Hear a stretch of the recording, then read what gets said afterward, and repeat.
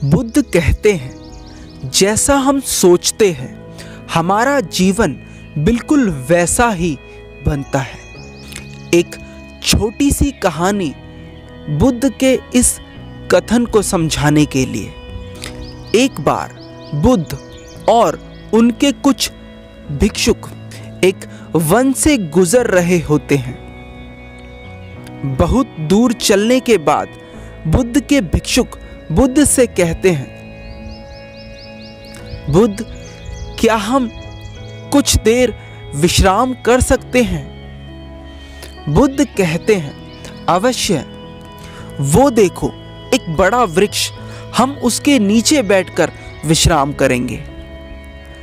बुद्ध और उनके सभी भिक्षुक उस वृक्ष के नीचे जाते हैं और बैठ जाते हैं। बुद्ध के भिक्षुक बुद्ध से कहते हैं, बुद्ध, आपने हमसे एक बार एक बात कही थी कि जैसा हम सोचते हैं हम बिल्कुल वैसे ही बनते हैं। कृपया कर इस कथन को विस्तार से समझाइए। बुद्ध कहते हैं, अवश्य, मैं तुम्हें एक छोटी सी कहानी सुनाता हूं। एक नगर में एक बहुत धनी सेठ रहता था। उसके पास धन की कोई कमी ना थी, परंतु वह फिर भी हर क्षण धन इकट्ठा करने के बारे में ही सोचता था। एक बार सेठ के घर उसका एक रिश्तेदार आता है। सेठ उसकी बहुत खातिरदारी करता है। बातों बातों में ही सेठ का रिश्तेदार सेठ से कहता है, अरे सेठ जी, क्या आपको पता है, हमारे नगर में भी एक बहुत नामी गिरामी सेठ था। धन के मामले में वह आपसे भी ज्यादा धनवान था। वह सेठ पूछता है, पर तुम एक बात बताओ, तुम उसे था क्यों कह रहे हो? सेठ का रिश्तेदार कहता है, था मैं इसलिए कह रहा हूं क्योंकि वह अब जीवित नहीं है, वह मर चुका है। सेठ बेचारा धन को इकट्ठा करते करते यह भूल ही गया था कि मृत्यु नाम की भी कोई चीज होती है और वो सेठों को भी आती है। सेठ उस व्यक्ति से पूछता है, क्यों, क्या कारण हुआ जिससे उसकी मृत्यु हो गई? सेठ का रिश्तेदार कहता है, कारण तो कुछ ना था, अचानक ही उसका बुलावा आ गया और उसे जाना पड़ा। सेठ कहता है, अरे ऐसे कैसे बुलावा आ गया? उसे कोई बीमारी होगी। वह व्यक्ति कहता है, नहीं, उसे कोई बीमारी नहीं थी, वह तो बस अचानक ही मृत्यु को प्राप्त हो गया। सेठ अपने रिश्तेदार की बात सुनकर हैरान रह जाता है, क्योंकि अब तक वह सोचता था कि मृत्यु बुढ़ापे में आती है या किसी बीमारी के कारण आती है। क्योंकि सेठ अभी जवान है और अभी मरना भी नहीं चाहता। अगले दिन वह रिश्तेदार अपने घर चला जाता है, परंतु सेठ को एक बहुत बड़ी समस्या दे जाता है कि सेठ को भी मृत्यु आ सकती है। सेठ जैसे पहले दिन रात धन के बारे में सोचता था, अब केवल मृत्यु के बारे में सोचने लगता है। दिन रात उसे एक ही डर सताने लगता है कि कहीं मुझे मृत्यु ना आ जाए, कहीं मुझे अभी मृत्यु ना आ जाए।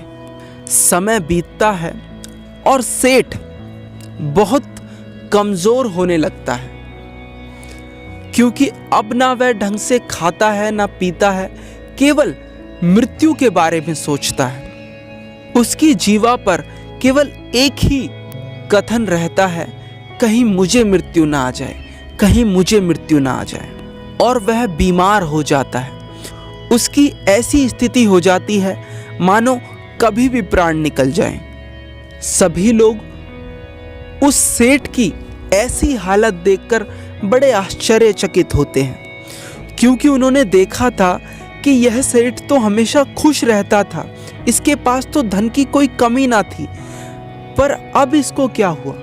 अब सेठ कहीं जाता आता नहीं था, केवल एक जगह लेटा रहता था। उस सेठ की हालत देख उस सेठ का एक मित्र एक सन्यासी को उस सेठ के पास लाता है और कहता है, सुनो, ये बहुत पहुंचे हुए सन्यासी हैं, तुम इन्हें अपनी समस्या बताओ, ये उसका जरूर समाधान कर देंगे। वह सन्यासी उस सेठ से पूछता है, क्या हुआ?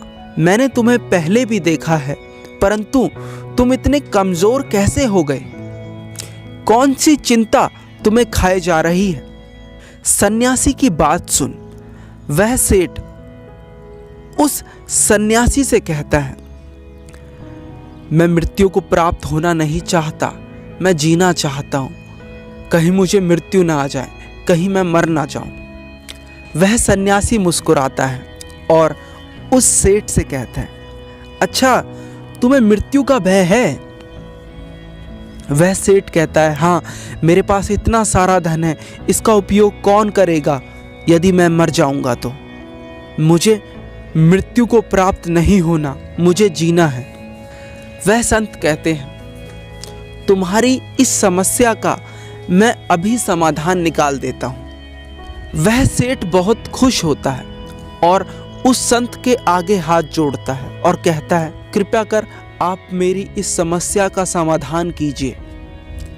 वह संत उस सेठ से कहता है, मैं तुम्हें एक मंत्र देता हूं, तुम बस इसका उच्चारण करना, भीतर भी और बाहर भी। मतलब मुंह से भी यही मंत्र बोलना और अपने भीतर मन मन में भी यही मंत्र बोलना। यह मंत्र है, जब तक मुझे मृत्यु नहीं आएगी तब तक मैं जीऊंगा, जब तक मुझे मृत्यु नहीं आएगी तब तक मैं जीऊंगा। तुम इस मंत्र को 7 दिन तक लगातार बोलो, मैं 7 दिन बाद आऊंगा। और वह सन्यासी वहां से चला जाता है। 7 दिन बाद वह सन्यासी लौटता है तो वह देखता है कि सेठ स्वस्थ होने लगा है और सेठ भी उस सन्यासी को देखकर उनके चरणों में गिर पड़ता है और उन्हें धन्यवाद कहता है। वह सेठ कहता है, आपके मंत्र ने तो कमाल ही कर दिया, अब मैं मृत्यु से भयभीत नहीं हूं, क्योंकि जब तक मृत्यु नहीं आएगी तब तक मैं अपने जीवन को जीऊंगा।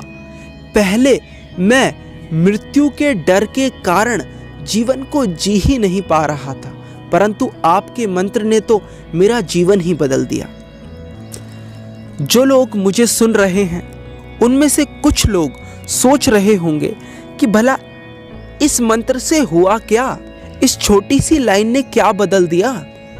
तो मैं आपको बताना चाहता हूं, जब उस सेठ को उस दूसरे सेठ के बारे में, उस दूसरे सेठ की मृत्यु के बारे में नहीं पता चला था, तब वह केवल धन के बारे में सोचता था और दिन रात उसके धन में बढ़ोतरी हो रही थी।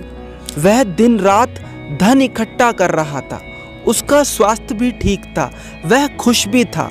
परंतु जब उसने मृत्यु के बारे में सोचना शुरू करा तो वह बिस्तर से लग गया, मृत्यु के करीब जाता गया और ऐसा क्षण आ गया कि वह कभी भी मृत्यु को प्राप्त हो सकता था। तो इस छोटी सी कहानी से हमें ये समझ आता है कि जो हम भीतर और बाहर रटते रहते हैं वही हमारे जीवन की हकीकत बन जाती है, वही हमारे जीवन की असलियत बन जाती है। तो मैं आपसे कहना चाहता हूँ कि आप दिन रात भीतर और बाहर क्या बोलते और सोचते हैं। जो आप बोलते और सोचते हैं बिल्कुल उसी तरह का जीवन आपका होने वाला है। धन्यवाद।